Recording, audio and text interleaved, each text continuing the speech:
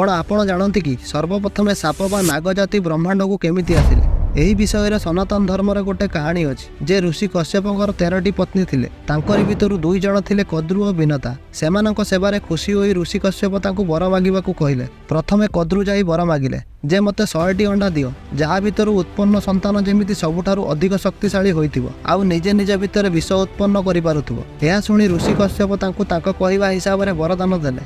एबे विनतार बारी आसिला। से कहिले जे मते केवल 2टी अंडा दियो सेथिरु उत्पन्न संतान जेमिति कद्रुर संतान मानक ठारु अधिक शक्तिशाली होइथिबो। ऋषि कश्यप तांकु भी तांको कहिबा हिसाब रे वरदान देले। एबे 2 जण प्राप्ति करिथिबा अंडा को सेकिबा पई अलग अलग बसारे रखिदेले आउ अंडा फुटिबा पर्यंत अपेक्षा करिले। किछि दिन परे कद्रुर 100 अंडा फुटिबाकू लागिला। सेथिरु अलग अलग नाग बाहरिबाकू लागिले। तांकरी भितरु किछि बहुत शक्तिशाली नाग जेमिति बासुकी नाग, शेष नाग, तक्षत एवं अन्य समस्त नाग शामिल थिले। कुहा जाए पुराण अनुसारे कद्रु ही समस्त नाग